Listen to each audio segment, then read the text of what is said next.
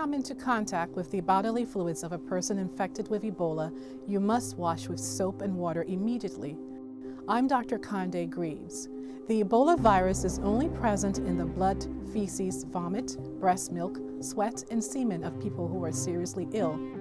The virus must get into your body to infect you. Do not touch your eyes, nose, or mouth, and cover any cuts on the skin.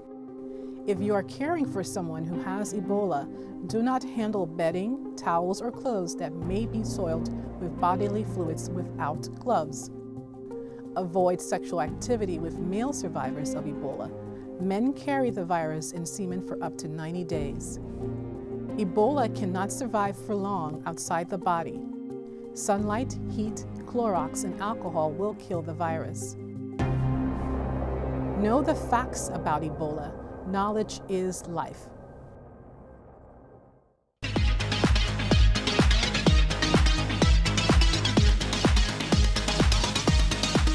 Welcome back to Africa 54. I'm Vincent McCory. With deaths from Ebola now aging toward 5,700, public health experts say all hands must be on deck to stop the outbreak. Voice of America recently hosted a town hall meeting tagged Ebola Knowledge is Life to engage our African audience.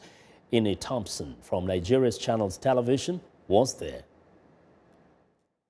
In a special edition of Voice America's weekly program, Straight Talk Africa, host Shaka Sali and his producers brought together a studio audience of African experts and media with a panel of people on the front lines in the fight against Ebola.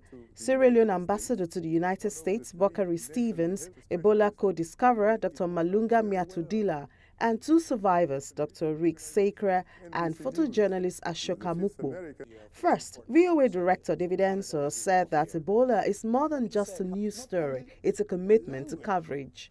VOA has been reporting on this story, and I can tell you now we will stay with it for as long as necessary, even if other major media move on to other stories. Delving to the crux of the matter, Dr. Malunga said this outbreak is the 26th since the virus was discovered in 1976.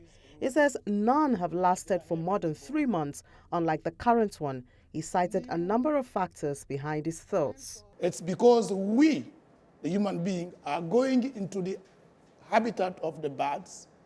We are entering the new niches. So this is where we are meeting new friends or enemies, so that's the problem.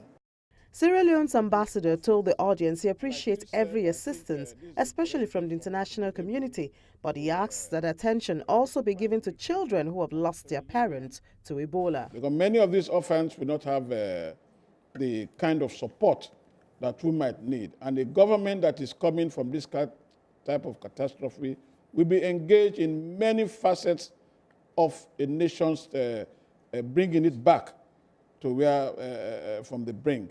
Nigeria's success in stopping Ebola could not be left out.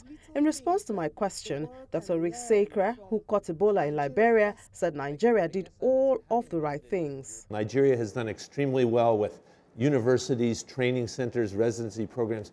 You have a very well-educated medical workforce, and so you have people who are equipped to recognize this disease, to follow proper procedures in isolating it quickly.